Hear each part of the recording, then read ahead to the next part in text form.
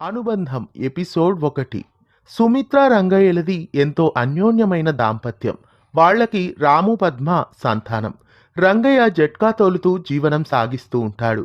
రాముకు చెల్లెలు పద్మ అంటే ఆరో ప్రాణం. ఆర్థిక స్తోమత లేని రంగయ్య కేవలం రాముని మాత్రమే చదివిస్తూ ఉంటాడు. పద్మకి కూడా చదువుకోవాలని ఎంతో ఆసక్తి ఉంటుంది. కానీ పరిస్థితుల కారణంగా ఆమెకి చదువుకునేందుకు వీలు పడదు. ఉదయం నుండి బడిలో పనిచేస్తూనే చక్కగా చదువుకుంటూ ఉంటాడు రాము. ఆ రోజు నేర్చుకున్న పాఠాల్ని రాత్రి సమయాల్లో చెల్లికి చెప్తూ ఉంటాడు. ఓ రోజు అమ్మవారి గుడికి జట్కాలో కుటుంబం అంతా వెళ్తూ ఉండగా తమ జట్కా ముందున్న కారుని దాటేయాలంటారు పిల్లలు. వాళ్ళ ఆనందం కోసం వేగంగా జట్కాను దాటిస్తాడు రంగయ్య. ఆ సమయంలోనే అదే కారు వెనక నుండి ఢీకొట్టడంతో జట్కా ఫల్టీ కొడుతుంది.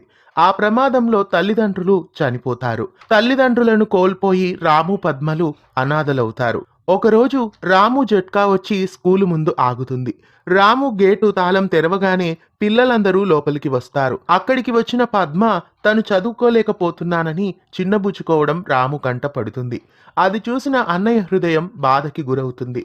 అతను చదువుకుంటూ పద్మను చదివించడం కష్టమవుతుందని చెబుతుంది సిస్టర్. చెల్లిని ఎలాగైనా చదివించాలనే ఉద్దేశంతో రాము తన బదులు చెల్లెల్ని బడిలో చేరుస్తాడు. రాము పద్మలకి ఆ ఊళ్ళో జమీందారి కూతురు కమల మంచి స్నేహితురాలు. ఒకరోజు చెల్లెలు పద్మ అనుకోకుండా చలి జ్వరంతో వణికిపోతూ ఉంటుంది. పద్మను పరీక్షించి మందులిస్తారు డాక్టర్.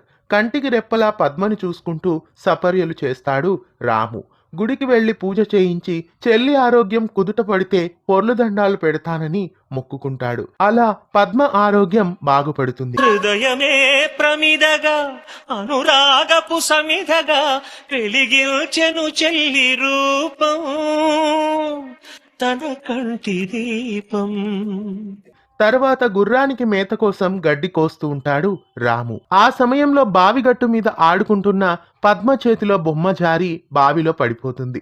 అది తీసుకురావడానికి మెట్లు దిగి వెళ్లిన రాముకి తాచుపాము ఎదురవుతుంది. దాన్ని చూసి వణికిపోతాడు రాము.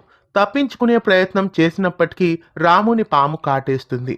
పూజారి సహాయంతో రాము ప్రాణాలతో బయటపడతాడు. అలా ఎన్నో ఒడిదుడుకులను చిన్నతనంలోనే ఎదుర్కొంటూ అంబలి తానై కంబలి తానై హృదయాన్ని ప్రమిదను చేసి చెల్లి రూపాన్ని వెలిగించి చెల్లికి ఎలాంటి లోటు లేకుండా రాకుండా పెంచి పెద్ద చేస్తాడు రాము.